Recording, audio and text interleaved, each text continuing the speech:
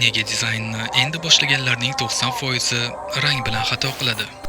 Ular rangni his bilan tanlaydi, taxmin qiladi, lekin natija ishlamaydi. Sababi oddiy. Ular mana shu rang doirasini bilishmaydi.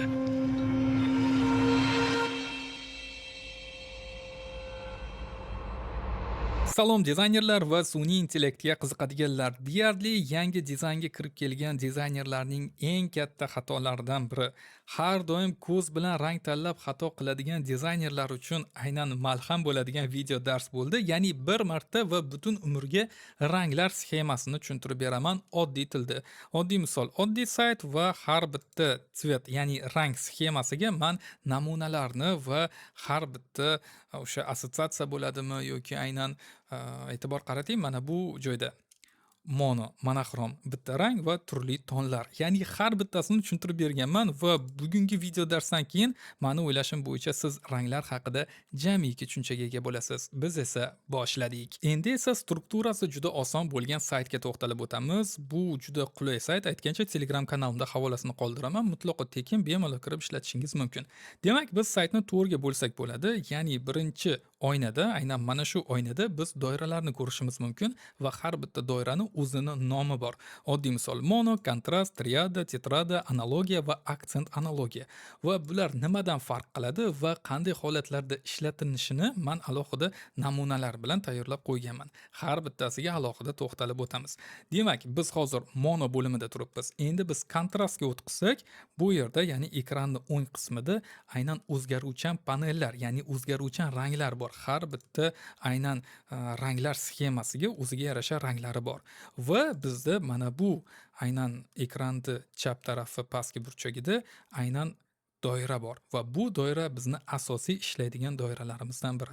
Hozir e'tibor qaratsangiz, biz mono bo'limida turibmiz va mono bo'limida aynan doirasida, to'g'rirog'i, teplые цвета, ya'ni iliq, issiq ranglar bor va pastga o'tqizsak холодные цвета bor, ya'ni bu sovuq ranglar. Endi esa e'tibor qaratsangiz, pastki bo'limga to'xtalib o'taman bir marta, chunki har bitta bo'limda bir xil ishlaydi. Demak, mana kontrast bo'limida turibmiz va цветовой круг, ya'ni mana bu doirani biz bemalol aylantirib o'zimizga kerakli rangni topib va ko'rib olishimiz mumkin. Va bu yerda tonkaya настройка bor. Bu nima beradi? Oddiy misol, насыщенность, ya'ni uyg'unlik. Siz buni pastga tushirib qo'ysangiz, насыщенность, ya'ni sal ranglar bo'g'ilishda boshlaydi. Bu yerda yarkost, ya'ni o'ta yorqinligi bor. Bu yerda насыщенностьni tushirishingiz mumkin. Oddiy misol, ranglar to'qaradi va bu yerda umuman mana nolga, ya'ni qora rangga o'tadi. Va bu yerda e'tibor qaratsangiz, насыщенностьni o'tkazamiz. Bu yerda kontrastность bor. Kontrastность nima? Oddiy misol, siz svetga o'tkazsangiz, ya'ni yorqinligi oshadi. Agar tenga o'tkazsangiz, yorqinligi tushadi va buni siz bemalol to'g'irlab olsangiz bo'ladi. Va spisak цветов bor. Endi bu yerda har bitta rangni, meni o'ylashim bo'yicha dizaynerlar bilsa kerak, har bitta rangda o'ziga yarasha o'zini kodi bor. Oddiy misol, mana bu rangni olamiz va oxirgi tayyorlagan prevyularimdan biri. Demak, mana bu Photoshopga kirib, mana bu joyga kodni bossak, bizda o'sha rang paydo bo'ladi va siz hech qachon adashmaysiz. Ya'ni birorta dizayner, oddiy misol Amerikada sizga mana bu rangni ishlat deyapti, ya'ni #BY9230. Agar siz mana shuni olib ishlatsangiz, hech qachon xato qilmaysiz. O'tkazasiz va mana bu joyga kodni yozasiz. Bo'ldi. Mana shu rang unda ham, sizda ham bir xil chiqadi. Shuning uchun aynan kodlar bilan ishlashni maslahat beraman, agar sal qiyinroq bo'lsa. Demak, mana shu joyni sizlarga tushuntirib o'tmoqchi edim. Yana ikkita oyna bor. Bu sizga kerakmi, kerak emasmi, lekin baribir ma'lumotini berishim kerak. Пример светлой страницы bor. Ya'ni bossangiz, sizni aynan agar sayt tayyorlasangiz qanday rangda bo'ladi. Yoki mana темная страница, ya'ni sal to'qroq rangda qanaqa ko'rinishini ko'rsatib bergan. Biz esa mono bo'limiga o'tamiz va namunalar bilan tanishishni boshlaymiz. E'tibor qaratsangiz, har bitta bo'limga o'tkazganimizda bizda aynan mana bu doirada nuqtalar paydo bo'ladi va biz monoga o'tkazsak, bir dona nuqta paydo bo'ladi. Nega? Chunki mono bu monoxrom, bitta rang, turli tonlar, ya'ni bitta rang bo'lishi mumkin va tonlar o'zgarishi mumkin. Assotsiatsiya. Assotsiatsiya so'zini ko'p ishlataman. Men sizga umumiy tushunish oson bo'lishligi uchun assotsiatsiya bu biron bir narsa bilan bog'liq paydo bo'lgan fikr, his yoki tasavvur. Ya'ni assotsiatsiya bu ozodalik, qimmatlik yoki sokinlik.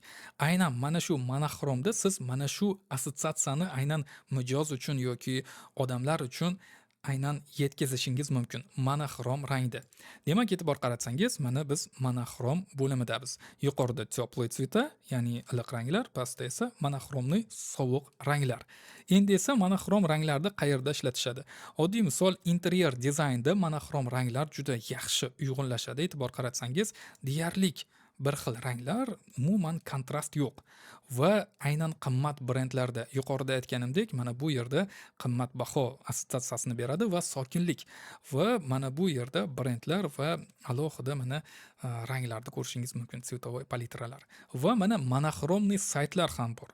Monoxrom saytlar juda qulay ko'z uchun va mana e'tibor qaratsangiz, mana shunday holatda bo'ladi. Bitta rang boshni og'ritmaydi. Minimalistik, oddiy qilib aytganda. Va mana shu holatlarda ishlatishadi va eng asosiysi buni ko'proq o'sha telefonni prilojeniyalarida, ya'ni har xil dasturlarda ishlatishadi. Bu aynan monoxrom bo'limiga tegishlik doira edi. Aytgancha bir narsa aytib qo'yish esdan chiqibdi. Aynan siz ranglarni 360 gradusda ko'rishingiz mumkin, ya'ni tanlab olishingiz mumkin. Biz esa kontrast bo'limiga o'tamiz. Kontrast bo'limiga o'tishimiz bilanoq bizda ikkita aynan nuqta paydo bo'ladi. Monoda bitta edi, chunki bir dona rang, kontrastda esa ikkita bo'ladi. Demak, bu ranglar nima? Oddiy misol, doim issiq va yoki mana shu teplый ranglarga o'tqizsak, har doim холодный, ya'ni unga qarama-qarshi bo'lgan rang chiqadi. Oddiy misol, mana e'tibor qaratsangiz, kontravoy svet. Mani yuzimda sovuq rang, orqamda esa bu alohida issiq ranglar. Buni teskarisini ham ishlatishingiz mumkin. Bu tsvetovoy sxema. Ya'ni yuqorida aytganimdek, bu iliq issiq ranglar bo'lsa, doim oldiga qarama-qarshi rang bo'ladi. Har doim. Va bu tonka nastroykani hammasini tushuntirdim. Bu yerda presetlar ham bor. Oddiy misollarni больше kontrastda, ya'ni ko'proq kontrast bo'lishi mumkin. Высокий kontrast, ya'ni yuqori kontrast. Buni hammasini to'g'irlab olishingiz mumkin. Ya'ni o'zingizga kerak bo'lgan ma'lumotlarni tarjima qilib ko'rishingiz mumkin. E'tibor qaratsangiz, mana minimum kontrastda deyarli yo'q kontrast, ya'ni ikki xil minimumga tushiradi va biz sxema по умолчанию o'tamiz va tsvetovoy kurubga o'tamiz. E'tibor qaratsangiz, mana shu holatda bo'ladi. Ya'ni siz 360 gradusda o'zingizga kerakli bo'lgan qarama-qarshi ranglarni tanlab olishingiz mumkin. Biz esa aynan kontrast bo'limiga to'xtalib o'tamiz. Kontrast bo'limi, ya'ni bu ranglar o'rtasidagi kuchli farq. Assotsiatsiya, diqqat, energiya yoki klik. Klikda alohida tushuntirib beraman nimaligini. Mani o'ylashim bo'yicha kontrast eng yaxshi ishlaydigan yo'nalishlardan biri bu preview, ya'ni bu o'zimning yo'nalishim. Deyarli bilmayman 10 yildan beri prevyular tayyorlab kelaman va mani yo'nalishimdagi aynan eng yaxshi ishlaydigan ranglar, ya'ni bu qoraga qizil, oddiy misol e'tibor qaratsangiz, bu yerda mana iliq ranglar, sovuq rang va bu mani o'zimning prevyum, alohida kontrast bilan belgilab qo'yganman va e'tibor qarating, qizil bilan qora yoki mana kontravoy svet biryozoviy tushgan va alohida miyani rangi iliq issiq rang bilan alohida ifodalab bergan. Va mana bunday holatlarda yaxshi ishlaydi. Ya'ni kontrast aynan prevyularda ham zo'r ishlaydi. Va yana qayerlarda ishlatishadi? Ko'proq aynan billboard deylarmidi ingliz tilida, o'zbek tilidagi bannerlarda, ya'ni ko'chada turadigan bannerlar kontrasti juda yaxshi ishlaydi, chunki uzoqdan ko'rinish kerak. Endi bu bannerlarga alohida to'xtalib o'tamiz. Uni matni bor, uni tezda o'qiy olishi, odamni idrok etib olishi va buni alohida bannerlar bo'limida to'xtalib o'tamiz biron kun. Va har xil o'sha billboardlarda, ya'ni mana e'tibor qarating, qanchalik darajada kontrast odamni e'tiborini tortadi. Klik deganimda mana shu narsani inobatga olgan edim, ya'ni har xil o'sha knopkalarda va ko'pincha mana shu ko'chada aynan ifodalaydigan aynan znaklar, ya'ni belgilar. Oddiy misol e'tibor qarating, qanchalik darajada kontrast. Aniq bilamiz, bu yerda bemalol yurish mumkin, bu yerda уже сразу qizil, ya'ni tushuncha paydo bo'lyapti bizda. Va aynan ko'chaga chiqsangiz e'tibor bering, belgilar ko'proq kontrast ranglarda bo'ladi. Va bu aynan kontrast ishlatilishi mumkin bo'lgan holatlar. Yana bir narsani eslatib o'tmoqchiman. Men umumiy holatda sizga tushuncha beryapman. Ya'ni kontrast bo'ladimi, monoxrom bo'ladimi yoki mana triada bo'ladimi, buni logotip yo'nalishida ham ishlatish mumkin. Oddiy misol, mana bu yo'nalishda ham ishlatish mumkin-ku deb kommentariy yozishingiz mumkin. Lekin bu yerda men umumiy tushunchani beryapman. Shuning uchun meni o'ylashim bo'yicha like bosib, kommentariy yozib qo'yadigan joyi deb o'ylayman, chunki bunday kontent O'zbekiston YouTube'ida hali chiqmagan. Demak, biz esa triadaga o'tamiz. Triada bo'limi. Endi biz triadaga o'tganimizda bizda asosiy bitta rang va mana bu qo'shimcha ranglar bor. Biz bu ranglarni bemalol o'zgartirib olishimiz mumkin. E'tibor qaratsangiz, asosiy rang asosiyligicha qoladi va yordam beradigan ranglar bor. Biz esa namunaga yuzlanamiz. Demak, 3 xil triada, ammo muvozanatli rang. Assotsiatsiya jonli, quvnoq va dinamik. E'tibor qaratsangiz, bu asosiy rang bo'lib qoladi. Mana bu qora nuqtacha va bu yerda yordam beradigan aynan 2 xil rang bor. Siz bemalol tanlab olishingiz mumkin. Qanday holatlarda ishlatilinadi? Ko'pincha bular aynan bannerlarda va mana shunday har xil festivallarni bannerida ishlatishadi va festivallarda ham aynan shunday triada ranglardan foydalanishadi. Mana e'tibor qarating, 3 xil rang va deyarli sal bo'lsa ham toni o'zgargan. Va aynan ichimliklarda bu juda yaxshi ishlaydi. Ichimliklarni qadoqlash dizayndi.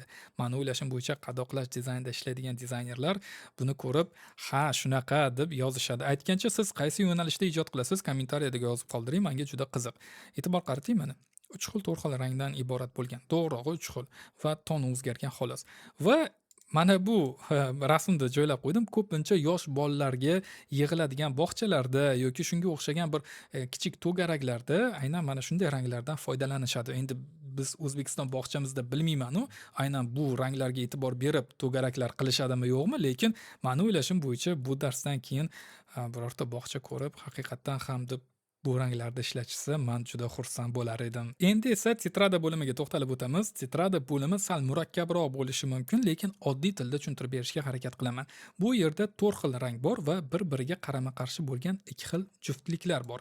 Ikkita asosiy rang, mana e'tibor qaratsangiz bir-biriga qarama-qarshi va yordam beradigan 2 xil kontrast juftliklar bor. Bularni bemalol o'zgartirishingiz mumkin. Endi esa titrada qanday yo'nalishlarda va nimalarni ifodalasa bo'ladi aynan bu ranglar bilan. Birinchi o'rinda titrada 4 ta rang va 2 xil kontrast juftlik. Yuqorida aytdim. Assotsiatsiya jonli, dinamik, murakkab va professional. Professional deganimda bu murakkab alohida bir saytlar bo'ladimi, infografikalar bo'ladimi, shuni nazarda tutganman. Endi eng muhimi nazorat kerak. Ya'ni bu yerda o'ta ehtiyot bo'lish kerak, chunki aks holda vizualda xaos paydo bo'ladi. Xaos nima? Tizim yo'qligi, tartib yo'qligi, umuman aralash bo'lib ketib qoladi. Shuning uchun iloji boricha agar siz titrada sxemasida ishlasangiz, mana shu ranglardan foydalanishni maslahat beraman. Demak, endi esa biz qayerda ishlatilishi mumkin? Yuqorida aytgandek, murakkab saytlar bo'ladimi yoki o'ta ko'p aynan infografika bo'ladimi va mana bu holatlarda ham e'tibor qaratsangiz, bitta rang ko'payib ketib qolsa, deyarli vizual va u aynan dizaynni tushunish qiyin bo'lib qoladi va digital art yo'nalishida ishlatishadi va e'tibor qaratsangiz mana bu rasmni. Deyarli ranglar ko'p, lekin tushunarli. Bu yerda ayol kishi bor, bu yerda daraxt bor, bu yerda mana oy yoki quyosh bor. Ya'ni deyarli hamma narsa tushunarli. Qofiya ham zo'r bo'ldi va marketing agentstvalar juda yaxshi ko'rishadi. Buni chet elda ishlatishadi. Bu o'ta kreativ bo'lgan marketing agentlar mana shu yo'nalishda ijod qilishadi va infografika va har xil bo'limlari ko'p bo'lgan saytlarda shunday ranglardan foydalanish mumkin. Mani o'ylashim bo'yicha juda qiyin bo'lgan ma'lumotni oddiyroq va soddaroq qilib tushuntirish qo'limdan kelyapti. Endi esa analogiya sxemasiga to'xtalib o'taman. Analogiya sxemasi juda oson, ya'ni bitta asosiy rang bor va 90 gradusni ichida aynan siz tanlashingiz mumkin bo'lgan ranglarni beradi xolos. Ya'ni asosiy rangga o'tkazamiz va unga yaqin bo'lgan ranglarni tanlab olamiz. Endi esa analogiyaga to'xtalib o'tamiz. Analogiya o'xshash ranglar yonma-yon, ya'ni yuqorida aytganimdek mana o'xshash ranglar oldida yonma-yon va alohida assotsiatsiya bu nima? Uyg'unlik, sokinlik va shinamlik. Bu alohida Shvetsiyada aynan interyer dizaynda aynan analogiya bo'yicha tayyorlashadi va bu o'ta shinam va o'ta uyg'unlik beradigan interyer dizayn hisoblanadi. Aynan Shvetsiyani shu yo'nalishi. Va ko'pincha eko brendlar, ya'ni o'ta tabiiy mahsulotlardan ishlatadigan kompaniyalar mana shunday ranglardan foydalanishadi va analogiyada aynan street fotograflar ham juda ko'p yaxshi obработка qilishadi, ya'ni color grading, ya'ni ranglar bilan yaxshi ishlashadi va e'tibor qaratsangiz mana deyarli palitrasi bir-biriga yaqin bo'lgan ranglar. Endi esa aksent analogiyaga to'xtalib o'taman. Aksent analogiya juda ajoyib tarzda aynan ranglar sxemasi. Oddiy misol bir-biriga qarama-qarshi bo'lgan ranglar asosiy va uni oldida yordam beradigan 90 gradusni ichida tanlash imkoniyatini beradigan ranglar bor. Bu ranglar qayerda ishlatiladi? Oddiy misol aksentli analogiya, sokin ranglar va bitta yorqin rang. Oddiy misol e'tibor qaratsangiz, sokin ranglar tanlashimiz mumkin va bitta yorqin rang. Oddiy misol mana bu joyga o'tqizsak, mana bu joyga o'tqizsak, har doim bitta yorqin rang bo'ladi. Nega? Bu asosan tartib va fokus beradi. Birinchi o'rinda aksent analogiyada ko'proq saytlar va mana shunga o'xshagan alohida knopkalarni tayyorlashadi. Bu yerda fokus, ya'ni e'tiborni jamlash aynan yuzaga keladi. Aynan aksent analogiyada. Mani o'ylashim bo'yicha shuncha ma'lumotni ichida esingizdan chiqdi. Bu Johannes Ittenni alohida agar to'g'ri talaffuz qilgan bo'lsam, doirasi va bu aynan Johannes Itten kimligi haqida va nimalar qilganligi haqida Telegram kanalimda ovozli xabar qoldiraman. Sog' bo'ling, salomat bo'ling.